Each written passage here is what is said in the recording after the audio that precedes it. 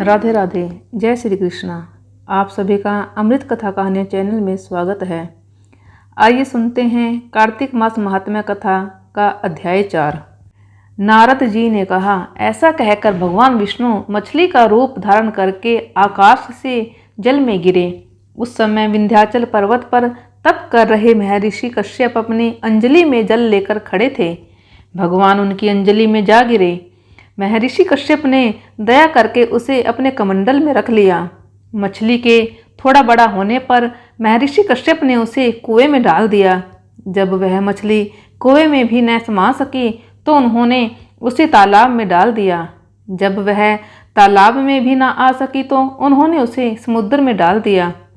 वह मछली वहाँ भी बढ़ने लगी। फिर मत्स्य रूपी भगवान विष्णु ने इस शंखासुर का वध किया और शंखासुर को हाथ में लेकर बद्री वन में आ गए। वहां उन्होंने संपूर्ण ऋषियों को बुलाकर इस प्रकार आदेश दिया, मुनीश्वरों, तुम जल के भीतर बिखरे हुए वेद मंत्रों की खोज करो और जितनी जल्दी हो सके उन्हें सागर के जल से बाहर निकाल लाओ। तब तक मैं देवताओं के साथ प्रयाग में ठहरता हूँ। तब उन तपोबल संपन्न महर्षियों ने यज्ञ और बीजों सहित संपूर्ण वेद मंत्रों का उद्धार किया। उनमें से जितने मंत्र जिस ऋषि ने उपलब्ध किए वही उन बीज मंत्रों का उस दिन से ऋषि माना जाने लगा। तदनंतर सब ऋषि एकत्र होकर प्रयाग में गए। वहां उन्होंने ब्रह्मा जी सहित भगवान विष्णु को उपलब्ध हुए सभी वेद मंत्र समर्पित कर दिए। सब वेदों को पाकर ब्रह्मा जी बहुत प्रसन्न हुए। उन्होंने देवताओं और ऋषियों के साथ प्रयाग में अश्वमेघ यज्ञ किया। यज्ञ समाप्त होने पर सब देवताओं ने भगवान से निवेदन किया, देवादिदेव जगन्नाथ इस स्थान पर ब्रह्मा जी ने खोए हुए वेदों को पुनः प्राप्त किया है और हमने भी यहाँ आपके प्रसाद से यज्ञ भाग पाए हैं।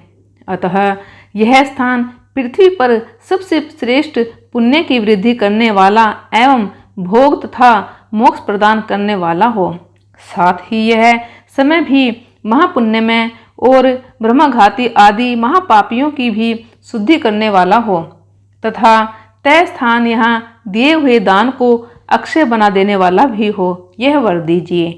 भगवान विष्णु बोले, देवताओं, तुमने जो कुछ कहा है वह मुझे स्वीकार है। तुम्हारी इच्छा पूर्ण हो। आज से यह स्थान ब्रह्मक्षेत्र के नाम से प्रसिद्ध होगा। सूर्य वंश में उत्पन्न राजा भगीरथ यहाँ गंगा को ले आएंगे और वह यहाँ सूर्य कन्या यमुना से मिलेगी। ब्रह्मा जी और तुम सब देवता मेरे साथ यहाँ निवास करो। आज से यह तीर्थराज के नाम से विख्यात होगा।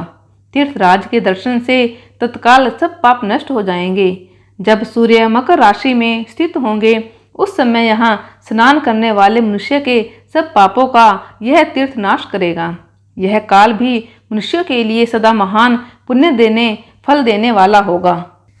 माघ में सूर्य के मकर राशि में स्थित होने पर यहाँ स्नान करने से सालोक्य आदि फल प्राप्त होंगे। देवादिदेव भगवान विष्णु देवताओं से ऐसा कहकर ब्रह्मा जी के साथ वहीं अंतर्ध्यान हो गए। तत्पश्चात इंद्र आदि देवता भी अपने अंश से प्रयाग में रहते हुए वहां से अंतर्ध्यान हो गए। जो मनुष्य कार्तिक में तुलसी जी की जड़ के समीप श्री हरि का पूजन करता है वह इस लोक में संपूर्ण भोगों को उपभोग करके अंत में बैकुंठ धाम को जाता है। बोले विष्णु भगवान की जय, माता लक्ष्मी की जय, बांके बिहारी लाल की जय। जय श्री कृष्णा। आज सुनेंगे कार्तिक मास महात्म्य कथा अध्याय 5। प्रभु मुझे सहारा है तेरा जग के पालनहार, कार्तिक मास महात्म्य की कथा करूं विस्तार। राजा पृथु बोले, हे नारद जी, आपने कार्तिक मास में स्नान का फल कहा। अब अन्य मासों में विधि पूर्वक स्नान करने की विधि, नियम और उद्यापन की विधि भी बताइए। देव ऋषि नारद ने कहा, हे राजन, आप भगवान विष्णु के अंश से उत्पन्न हुए हैं, अतः यह बात आपको ज्ञात ही है। फिर भी आपको यथाचित विधान बतलाता हूँ। आश्विन माह में शुक्ल पक्ष की एकादशी से कार्तिक के व्रत करने चाहिए। ब्रह्म मुहूर्त में उठकर जल का पात्र लेकर गांव से बाहर पूर्व अथवा उत्तर दिशा में जाना चाहिए। उसके बाद जो मनुष्य मुख शुद्धि नहीं करता उसे किसी भी मंत्र का फल प्राप्त नहीं होता है। अतः दांत और जीभ को पूर्ण रूप से शुद्ध करना चाहिए और निम्नलिखित मंत्र का उच्चारण करते हुए दातुन तोड़ने चाहिए। हे वनस्पते, आप मुझे आयु, कीर्ति, तेज, प्रज्ञा, पशु संपत्ति, महाज्ञान, बुद्धि और विद्या प्रदान करो। इस प्रकार उच्चारण करके वृक्ष से 12 अंगुल की दातुन लें। दूध वाले वृक्षों से दातुन नहीं लेनी चाहिए। इसी प्रकार कपास, कांटेदार वृक्ष तथा जले हुए वृक्ष से भी दातुन लेना मना है। जिससे उत्तम गंध आती हो और जिसकी टहनी कोमल हो, ऐसे ही वृक्ष से दंत धावन ग्रहण करना चाहिए। प्रतिपदा, अमावस्या, नवमी, छठी, रविवार को चंद्र तथा सूर्य ग्रहण में दातुन नहीं करनी चाहिए। तत्पश्चात भली भांति स्नान करके फूल माला, चंदन और पान आदि पूजा की सामग्री लेकर प्रसन्नचित्त व भक्ति पूर्वक शिवालय में जाकर सभी देवी देवताओं की अर्घ्य, आचमनीय आदि वस्तुओं से पृथक पृथक पूजा करके प्रार्थना एवं प्रणाम करना चाहिए। फिर भक्तों के स्वर में स्वर मिलाकर श्री हरि का कीर्तन करना चाहिए। मंदिर में जो गायक भगवान श्री हरि का कीर्तन करने आए हों उनको माला, चंदन, तांबूल आदि से पूजन करना चाहिए, क्योंकि देवालयों में भगवान विष्णु को अपनी तपस्या, योग और दान द्वारा प्रसन्न करते थे, परंतु कलयुग में भगवत गुणगान को ही भगवान श्री हरि को प्रसन्न करने का एकमात्र साधन माना गया है। नारद जी राजा पृथु से बोले, हे राजन, एक बार मैंने भगवान से पूछा कि हे प्रभु, आप सबसे अधिक कहाँ निवास करते हैं? इसका उत्तर देते हुए भगवान ने कहा, हे नारद, मैं बैकुंठ या योगियों के हृदय में ही निवास नहीं करता, अपितु जहाँ मेरे भक्त मेरा कीर्तन करते हैं मैं वहाँ अवश्य निवास करता हूँ। जो मनुष्य चंदनमाला आदि से मेरे भक्तों का पूजन करते हैं उनसे मेरी ऐसी प्रीति होती है जैसे कि मेरे पूजन से भी नहीं हो सकती। नारद जी ने फिर कहा, शिरीष, धतूरा, गिरिजा, चमेली, केसर, कंदार और कटहल के फूलों व चावल से भगवान विष्णु की पूजा नहीं करनी चाहिए।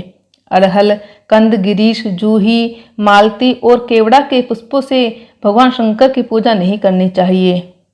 जिन देवताओं की पूजा में जो फूल निर्दिष्ट हैं उन्हीं से उनका पूजन करना चाहिए। पूजन समाप्ति के बाद भगवान से क्षमा प्रार्थना करनी चाहिए।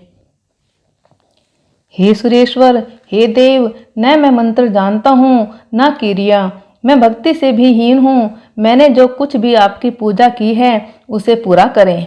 ऐसी प्रार्थना करने के पश्चात साष्टांग प्रणाम करके भगवत कीर्तन करना चाहिए, श्री हरि की कथा सुननी चाहिए और प्रसाद ग्रहण करना चाहिए।